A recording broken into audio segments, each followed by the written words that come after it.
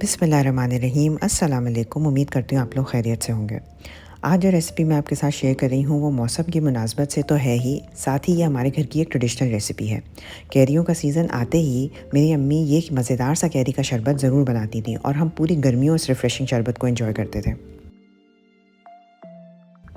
Additives और chemicals के बगैर तैयार किया हुआ ये शरबत अपनी तासीर में बहुत ठंडा और गर्मियों के सीज़न में तो एक मस्ट है। शरबत बनाने के लिए मैंने 1 किलो कैरियाँ ली हैं। कैरियाँ लेते हुए इस बात का ख़्याल रखें कि कैरियाँ सख्त हों और हरी हों। उसके बाद मैंने पीलर से कैरियों का छिलका उतार लिया और उसे छोटे-छोटे टुकड़ों में काट लिया।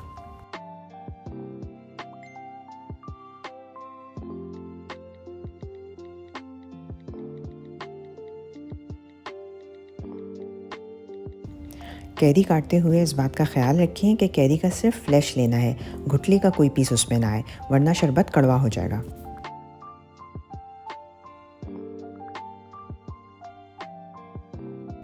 अगर आप मेरे चैनल पे नए हैं तो इसको सब्सक्राइब कर लें, मेरी वीडियो को थम्स अप देके लाइक कर लें और इसे अपने फ्रेंड्स और फैमिली के साथ शेयर कर लें।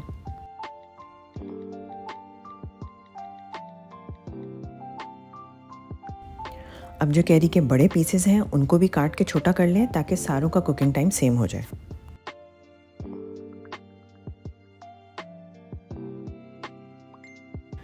इसी तरह बाकी सारी कैरियों को भी छोटे-छोटे पीसेस में काट लें।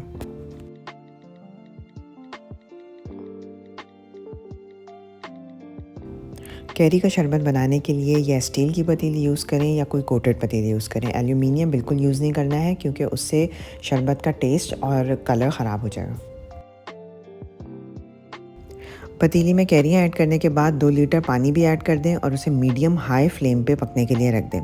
जब पानी में बॉईल आ जाए तो बॉईल आने के बाद तकरीबन 5 से 7 मिनट तक और पकाना है जब तक कि कैरियाँ बिल्कुल गल जाएँ।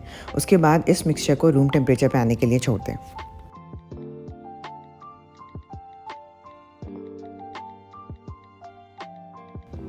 जब कैरी का मिक्सचर रूम टेम्परेचर पे आ जाए तो कैरियों को ब्लेंडर जग में डाल के अच्छी तरह ब्लेंड कर लें।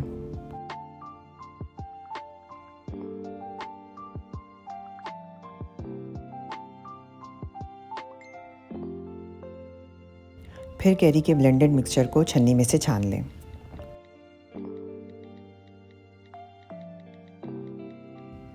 कैरियों में एक्चुअली बहुत सारा फाइबर या ऐसा रेशा होता है कि जो पकने से भी डिज़ोल्व नहीं होता, तो छानने से वो कैरियों के लिक्विड से सेपरेट हो जाएगा। आप देख सकते हैं कि कैरियों में से कितना सारा रेशा निकला है जो कि छन्नी में जमा हो गया है। अब आप इसको डिस्कार्ड कर दें।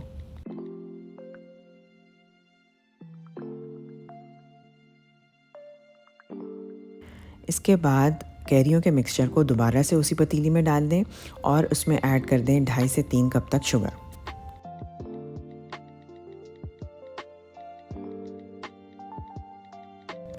चीनी के साथ ही हम इसमें काला नमक ऐड कर देंगे और उसके बाद 5 से 7 इलायची के दानों को अच्छी तरह पीस के वो भी हम इसमें शामिल कर देंगे।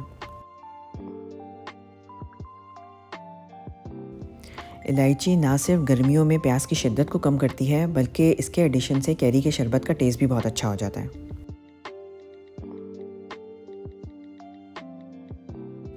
फिर इस शरबत को मीडियम हाई फ्लेम पे 10 से 15 मिनट के लिए पकाना है ताकि सारी शुगर डिज़ोल्व हो जाए और इस प्रोसेस के दरमियान जो फोम इस शरबत पे आता जाए उसको भी रिमूव करते जाएं।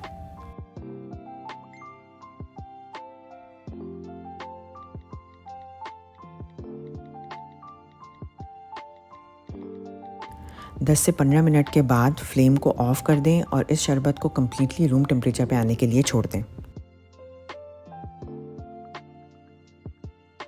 शरबत की कंसिस्टेंसी बहुत ज़्यादा गाढ़ी नहीं होनी चाहिए क्योंकि गाढ़े शरबत में जब हम पानी ऐड करेंगे तो वो पानी में अच्छी तरह मिक्स नहीं होगा और नीचे बैठ जाएगा।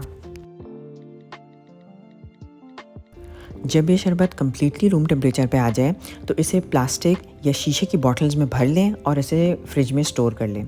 फ्रिज में ये शरबत 1 हफ्ते से 10 दिन तक ठीक रह सकता है, लेकिन अगर आपको इसको बहुत लंबे अरसे के लिए स्टोर करना है तो फिर बॉटल्स को फ्रीज़र में रख दें।